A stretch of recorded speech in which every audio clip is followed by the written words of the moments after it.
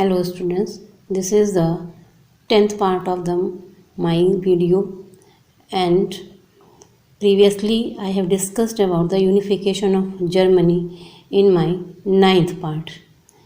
In this part we will study about the Italy unification. Now, as I have discussed about the unification of Germany also, the meaning of unification. When small states used to bring together or they are unified together to form a state that or a nation, that is called unification. जब हम छोटे छोटे राज्यों को इकट्ठा करके एक राष्ट्र का निर्माण करते हैं तो दैट इज़ कॉल्ड यूनिफिकेशन, यानी संगठित करना. So as we have studied in the case of Germany also, हमने जर्मन के इतिहास में भी पढ़ा था कि किस तरह से अलग अलग राज्यों को इकट्ठा करके ये अलग अलग भाषा के लोगों को एक ही राष्ट्र में इकट्ठा करके तब जो है जर्मन राष्ट्र का निर्माण किया गया था. In the same way we have a long history of political fragmentation of Italy also. इस तरह से अगर हम इटली के इतिहास को भी देखें तो उसमें भी बहुत सारे राजनीतिक जो बिखराव है वो भी देखने को मिलता है. So even the Italian language had not acquired one common form, जबकि जो इटली की भाषा थी उसका भी कोई सामान्य रूप नहीं देखने को मिला था, और अभी तक उसमें भी जो फैलाव था, जो बिखराव था, वो क्षेत्रीय और स्थानीय रूप में देखा जा सकता था. इटली में मुख्यमंत्री थे, उनका नाम है कैवूर, जिन्होंने आंदोलन की भी शुरुआत की थी. हु लेड द मूवमेंट, किस आंदोलन की? To unify the regions of Italy, कि इटली के छोटे छोटे राज्यों को इकट्ठा किया जाए. And he was neither a revolutionary nor a democrat. और ये जो chief minister was there Cavour, वो ना तो क्रांतिकारी थे ना ही लोकतांत्रिक थे. वो क्या थे? ना तो जनतांत्रिक थे ना क्रांतिकारी थे.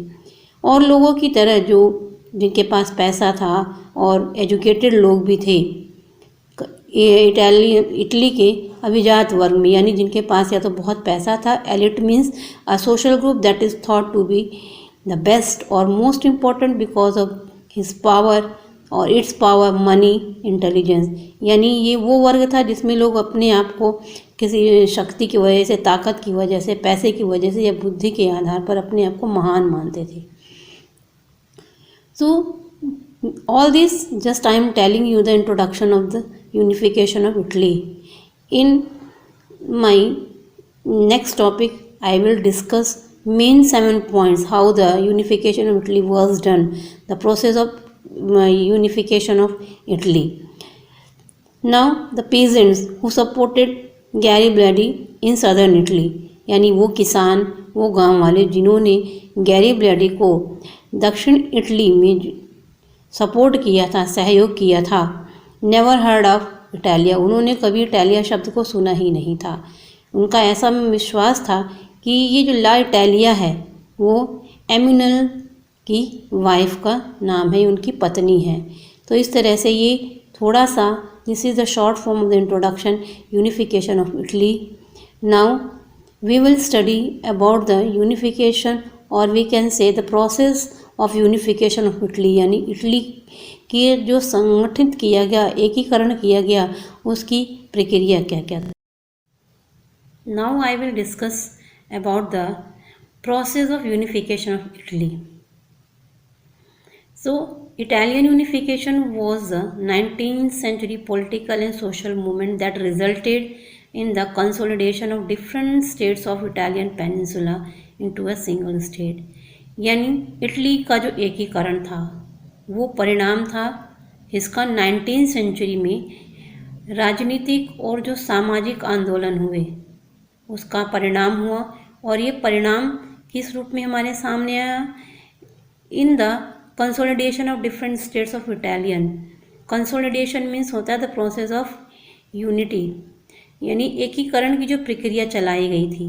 और ये जो इटालियन पेनिनसुला था उसमें जो अलग अलग छोटे छोटे राज्य थे उसमें लोगों को एक अकेला राष्ट्र बनाने की प्रेरणा मिली. The kingdom of Italy against the outcome of Congress of Vienna. यानी जो इटली साम्राज्य था वो किसका परिणाम था? कांग्रेस ऑफ वियना ने एक आयोजन किया था, सभा बुलाई थी, जो कि प्रेरित थी किसके द्वारा? Rebellions in the 1920s and 1830s। 1830s में और 1820s में जो लोग जिन्होंने विद्रोह किया था, उन्हीं की प्रेरणा से परिणाम था कि इटली का एकीकरण हुआ।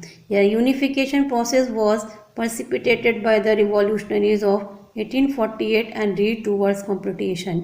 यानी यूनिफिकेशन की जो प्रक्रिया थी वो 1848 की क्रांति का नतीजा था, और ये एक it reach to the final decision, और final decision was the completion. यानी इटली का यूनिफिकेशन हुआ 1871 में, व्हेन रोम वॉज, जब जो रोम था उसको औपचारिक तौर पे जो है आज़ाद घोषित किया गया, and the capital of kingdom of Italy, और इटली साम्राज्य की राजधानी के रूप में उसे घोषित किया गया। Italy's unification. Now what were the process of unification of Italy? First was Italy unification was led by three essential pioneers।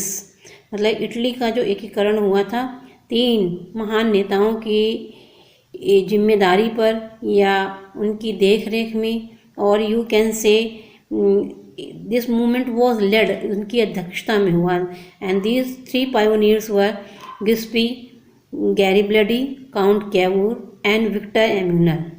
Second in this process it was divided into 7 states in which only the Sardinia-Piedmont region was ruled by the princely house of states। यानी Italy जो कि 7 भागों में बटा हुआ था, और इसमें से केवल जो सर्डिनिया पेडिमोंट क्षेत्र था उसमें ही प्रिंसली हाउस ऑफ इटली के द्वारा शासन किया जा रहा था। Next was the northern region was controlled by the Austrian Habsburg dynasty। Italy का जो उत्तरी हिस्सा था उसके ऊपर ऑस्ट्रियन हैब्सबर्ग वंश शासन करता था। मध्य भाग पर फ्रांस के पोप्स शासन करते थे, और the southern reason was spans Bourbon Kings. और इटली के दक्षिण भाग में जो शासन करते थे उसमें आते थे स्पेन के Bourbon Raja. Now next process is with the secret societies. यानी इटली के अंदर सीक्रेट सोसाइटीज़ की स्थापना की गई मजनी के द्वारा, और उसमें आती थी आपकी young Italy, and the unification of Italy began. इस तरह से इटली का यूनिफिकेशन शुरू हुआ। Next was the process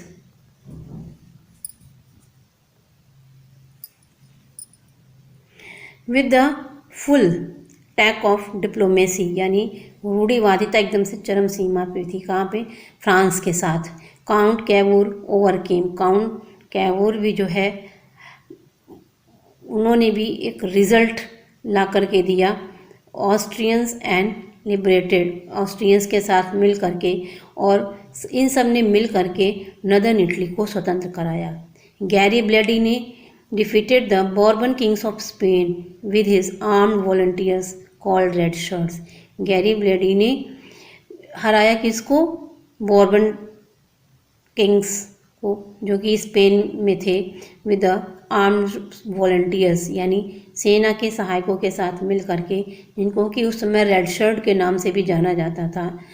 liberating the kingdom of two Sicily, और इनके साथ मिल करके उन्होंने सिसिली साम्राज्य को भी आज़ाद कराया।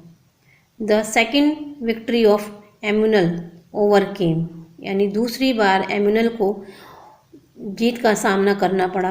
वो जीते और ये जीत किसके ऊपर हासिल की थी उन्होंने? फ्रांस के पोप्स के ऊपर, और इनके ऊपर विजय हासिल करके उन्होंने सदर्न एरिया यानी इटली का जो दक्षिण हिस्सा था उसको आज़ाद कराया। इस तरह से यूनिफिकेशन ऑफ इटली पूरा हुआ, and the emperor of unified Italy was proclaimed. और इस तरह से एम्यूनल सेकंड को जो है इटली साम्राज्य का राजा घोषित किया गया। यूनिफिकेशन से पहले इटली की क्या दशा थी? उसका first was the political fragmentation, यानी राजनीतिक विखंडन था। Second is Italians were scattered over several dynastic states, यानी इटली के लोग जो है कुछ वंशीय राज्यों में फैले हुए थे, as well as multinational Habsburg empire, या कह लीजिए एक तरह से जो हैब्सबर्ग एम्पायर था वो कई टुकड़ों में बढ़ चुका था। नेक्स्ट इज 19th सेंचुरी के मध्य में Italy was divided into 7 state. Italy जो साम्राज्य था वो 7 राज्यों में बढ़ चुका था, 7 हिस्सों में बढ़ गया था। 4th point is 1861, before the 1861 unification of Italy से पहले the Italian peninsula was fragmented into several kingdoms, यानी जो इटालियन पेनिनसुला था वो बहुत छोटे छोटे टुकड़ों में, उस हिस्सों में बटा हुआ था, कई साम्राज्यों में, जिसमें डचीज भी थे और सिटी स्टेट्स भी थे।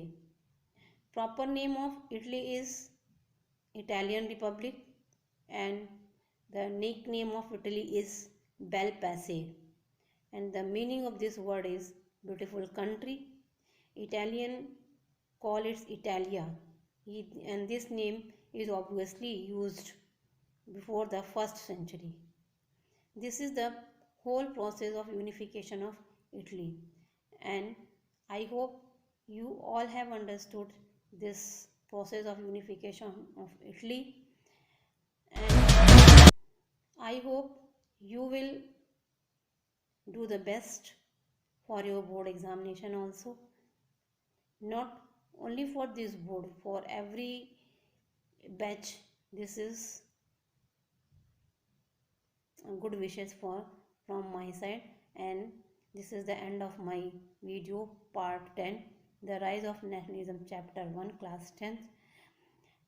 If I hope you all have